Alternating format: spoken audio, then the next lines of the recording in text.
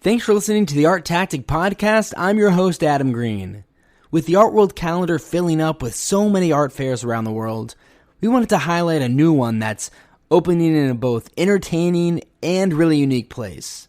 It's the Contemporary Art Now fair that runs from July 13th through the 17th in Ibiza. That's right, you heard us correct, in Ibiza. And it's curated by Saša, Bogojev, a curator and former contributing editor at Juxtapoz magazine. I'm sure some of you are familiar with Saša's work, but for those that aren't, I think he's one of the most important critics of emerging contemporary art today.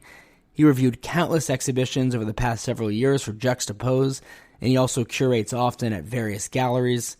Saša chatted with us about the new fair he's curating, as well as contemporary art in general. We hope you enjoy the conversation. Thanks so much for listening.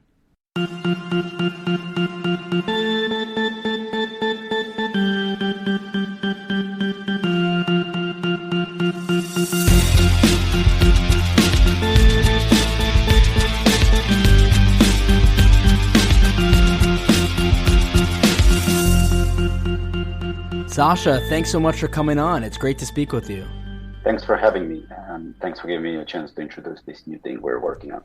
Definitely. Well, the fair sounds really exciting, and we're just really big fans of yours. All the curating and writing you do on contemporary and emerging art. I think a lot of our listeners are familiar with your work, and we've been following all of the great reviews you've done over the last several years of exhibitions by artists that are talented and are still on the rise, so we're still learning about them and getting to know them, and in many cases don't have a chance to see the show because you're really reviewing exhibitions all over the world, so we get a better feel for what those are like because of your writing. So we just really appreciate you and all the hard work you do. Well, thanks. That means a lot coming from you. Thanks for such kind words and kind introduction. Of course. So before we get into the new art fair that you're curating, you previously worked as a contributing editor for Juxtapoz, as I said. Tell us, what was that experience like reviewing so many exhibitions for such a legendary publication? Yeah, that was an amazing experience, and that whole relationship, like most of things that I'm doing within the art world, kind of grew organically out of just passion and opportunities that were opening up for me. So I was for 5-6 years a contributing editor / European correspondent for the magazine. And I mean, the pace that I was reviewing things for the magazine was not really imposed by the magazine. It was more my just pure interest and passion for this sort of thing. So I was following what's happening around here in Europe, but also I was following a lot what's happening in the States. And I was always eager to feature things that I found interesting or that were, had something that that resonated with me, and I felt like sharing it with the magazine's readers. Also coming from Croatia, I kind of have a weak spot for all the places that are maybe out of the spotlight. So I was always kind of going out of my way to try to find interesting artists in places that are less known or less talked about. And yeah, this is where how that looked like, and it was fulfilling the whole time. And so through Juxtapoz and also through your curation and just looking at so much art, you have so much exposure to contemporary art. I'm curious about your thoughts on the contemporary art that's actually being made today. What do you think are some of the most interesting and exciting trends in contemporary art now?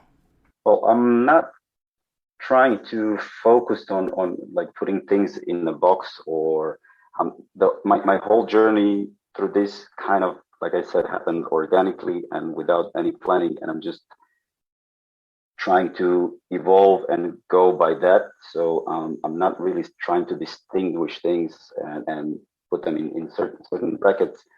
Also, I've noticed that with time, my taste and my sensibility is evolving and changing, and maybe things that 2-3 years ago I found very interesting, at this point I don't maybe find as interesting or exciting.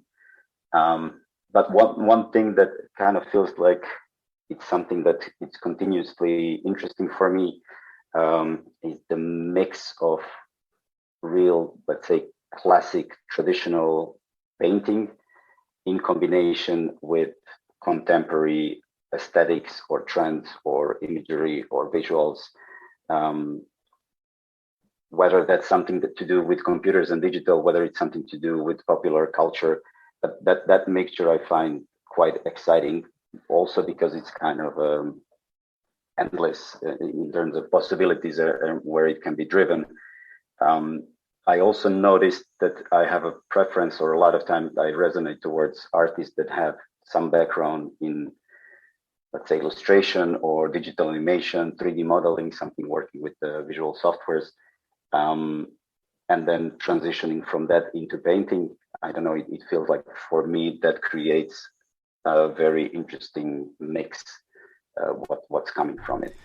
So let's talk about this brand new art fair that you're curating, Contemporary Art Now. It's in Ibiza, I can't believe it, from July 13th to the 17th. Why did you decide to be the curator of an art fair? How did this all come together? Yeah, well, it's not that I ever decided to do that. It's that as a thought would have been... Actually, first time I said it out loud that I'm curating an art fair in Ibiza, I said it out loud to my parents and in Croatian. And I cracked up because it sounded so not possible or so strange to be saying that statement, saying that sentence. But yeah, it all came from actually the team behind Madrid's Urbanity or UVNT fair. Has been going on parallel to Arco for a couple of years now. So Sergio and Sara from the Urbanity team reached out to me a few years back. And they were eager to have some sort of a relationship that I get involved with that fair. At the time, it felt like that fair already had its philosophy and its direction, and I wasn't interested in being part of that or trying to interfere or intervene with that. But I did meet with them when I was in Madrid, and we had an instant click on a just human and friendly level. And I was just eager to do something with them at any point when there's another opportunity. And actually, it was a few months later, Sergio was in touch with some local entrepreneurs on the island, and they expressed interest that they would like to support and initiate a new art fair that would happen annually on the island. And as I understood, it's part of the island's strategy to maybe move a bit away from being a wild party destination and to go more into its creative, cultural, art-oriented roots, where it started decades and decades ago. When they proposed that at first, that seemed like a pretty huge undertaking, and it didn't feel like it's a thing that could actually work. But then I started getting in touch with galleries that I'm in touch with and proposed that idea, and how would their reaction be towards a new fair like that on a location like that. And I got such positive response that was really super motivating right away. And I decided that we go ahead with it. And it's been all a smooth ride since then. And I've been overwhelmed with positive response and with the way people reacted about the location, about the whole concept, about everything that we had in mind. And it's now definitely happening in 2 weeks from now. So how big is the fair? How many galleries are participating? And for people considering going, or at the very least just following along online, how would you say Contemporary Art Now differentiates itself from so many of the other art fairs out there? Well, we have in total 36 booths. Out of that, 34 is galleries, and we have 2, let's say, edition or print platforms publishers. This is kind of the number we set for us, to have up to 40 galleries. So we are very happy with this outcome. And the way it differentiates, I mean, it doesn't really. I guess that the strongest point is that it's a curated art fair, and this, when I say this, it kind of feels like I'm pumping my ego and I'm blowing my horn here, but I want to believe that having a close team behind the curation of the fair kind of brings certain level of consistency and coherency in terms of what's going to be on view, and knowing how much my work previously with Juxtapoz had what kind of following we had there, what kind of following I have with my curatorial work over the years. I think there's definitely a critical mass of artists, galleries, collectors that are kind of gravitating around the same, let's call it aesthetic or style. And I think this fair will be very much focused on that. I'm guessing figurative painting would be the key term in that sense, but we also did push ourselves a bit. I pushed myself, and we, as a fair, try to include things that are a bit outside of that box. So yeah, I think this is maybe the strongest point. There's another element that it's very distinctive, and it was a deal maker for a lot of people to come and visit and to come and get involved as presenters. And that's the opening hours. The fair is open from 5 till 9, so very late in the afternoon, very laid back, just fitting the island's lifestyle and giving plenty of opportunity for enjoying the beach, enjoying the restaurants, enjoying the nightlife, and then having a bit of a art chatting, mingling in the evening, and then proceeding with the rest of the night. And so tell us about a few of the galleries and booths you're most excited about for this inaugural edition of the fair. Yeah, well, so out of 34 galleries, there's a couple of solo booths, and that I'm always excited to see galleries presenting just one artist. So we have Kenyon Castater with Stems Gallery, Travis Fish with Carl Kostiel, Wow Gallery from Hong Kong is having a solo presentation with Sticky Monger.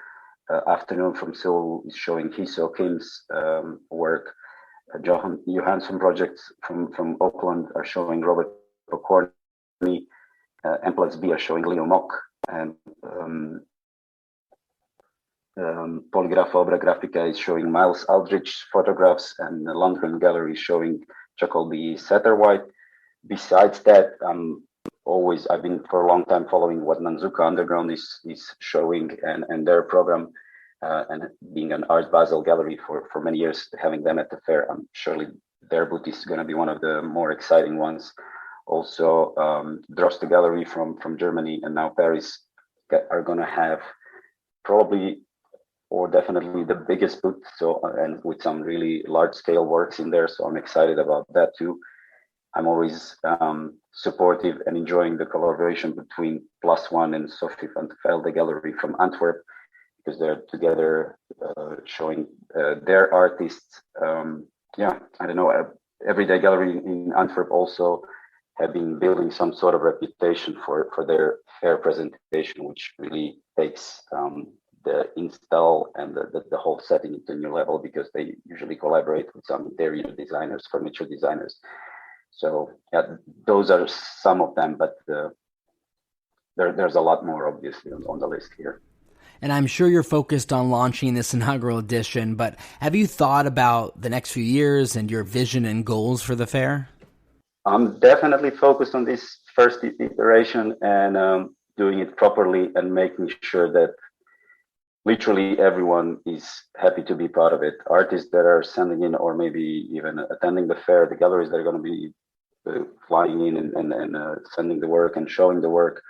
Also, obviously, the visitors that are going to come by. I really would love for everyone that this is a pleasant, fulfilling experience.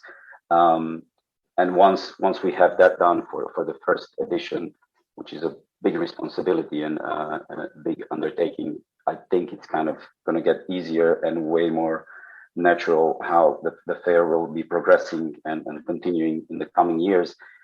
I obviously would love to expand it to make it a bit bigger. And by the way, things are looking right now with the interest we have now, because we reached out to the galleries fairly late. We gave everyone pretty a short notice to be part of it, and this makes it even more amazing how many galleries accepted the invite. So for next year, we already have a lot of interest. So hopefully we'll be growing in terms of the size, but also I would like to again challenge myself and us to maybe include things that are a bit out of the box of where I'm feeling at home and what I'm feeling familiar with. And I know also, like, one of the important thing about the fair is we want to create a connection with the local people, with the local community. We want to integrate ourselves as part of what Ireland is and what Ireland offers. We don't want to come as a circus and leave and not have anything to do with the island. With Tim being Spanish, me being child of Mediterranean, we definitely have some sort of connection with that location. So with time, we hopefully could maybe introduce the island outside of the island and bring even more interesting events and interesting projects like this to the island. Saša, thanks so much again for coming on the podcast and chatting with us about contemporary art, as well as the inaugural fair that you're curating, Contemporary Art Now in Ibiza, which will be occurring on July 13th through the 17th. If our listeners want to learn more about the fair, what's the website they can visit? It's contemporaryartnow.com. And there's all the info with all the galleries, with all the artists, opening times, tickets, options, and everything there is. Great. Thanks so much again, Saša, and best of luck with the fair. Thank you again for having me, and thanks for the kind wishes. I hope it's going to go the way it looks like it's shaping up.